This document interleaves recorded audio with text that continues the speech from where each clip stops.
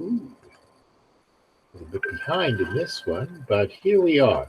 Okay, we're going to graph a hyperbola now that is in a different position. We're going to be graphing a hyperbola that is in a different position, not doesn't have asymptotes like the ones I showed of just x and y axis, but it's got an asymptote of the y axis. In grade 10, our vertical asymptote, this line that the hyperbola cuts is formed from, um, that's always the y-axis.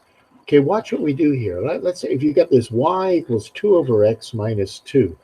First you look at it. If that's a positive number, then you've got two branches. They go like this. Now, one of the branches is just the y line where x equals 0. But the other one, this is so easy. You get a mark just for doing this. Y is always equal to minus 2. So there's 0, down 1, down 2. Draw a horizontal line. It's called the horizontal asymptote. Whoops. It's called the horizontal asymptote. And that's a big part of it, because now you can sketch your graph. You can sketch your graph because you know the basic shape goes like this. If you just graph, well, this branch, it can't touch the x or y axis. It's not allowed to touch the y axis. It's not going to be able to get up to the x, so just draw a branch down there and you're done. But here, this one's going to cross somewhere here, and you've got to figure out what it is. Now, you let y equal 0, and you'll find the x-axis. It's a little bit tricky sometimes doing the algebra to solve for x, but sometimes it's easy just to look at it and figure it out. If y is 0, the only way this could be 0 if it was 2 minus 2. And the only way to make this 2 is to make x is 1. 2 divided by 1 is 2. So just by inspection, you can see that x equals 1, and that's how I want to show you to do it today. Okay, what if you had a different question? What if the question was a negative number? You had a hyperbola that looked like this. Well, if you said, if you're looking at it, it's got minus 4 over x plus 2. Okay, that's your problem. Well, you know the shape is like this. It's got to be two branches this way because it's negative. When it's positive, the two branches are in the kind of first quadrant and the third quadrant here, opposite like this. But this is the shape when it's negative, two branches like this. Well, this one, they're never going to touch the y-axis. So that's one of the places here.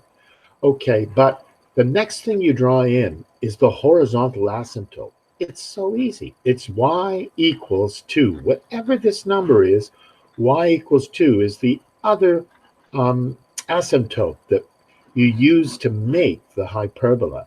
So you just go up 2 and put a horizontal line at y equals 2, and that's it. And then you put in a branch here. It's never going to get down to the x-axis, so there's your one branch. And then you put a branch right here. This is another question that's easy to solve, to figure out what makes y equals 0 if this was 0 just by inspection. Because I look at it and I think, well, how would I make this 0? Well, it'd have to be 2 plus negative 2. That would make it 0. Now my question in my head is, how is negative 4 divided by something going to be negative 2? Well, 4 divided by 2 is 2.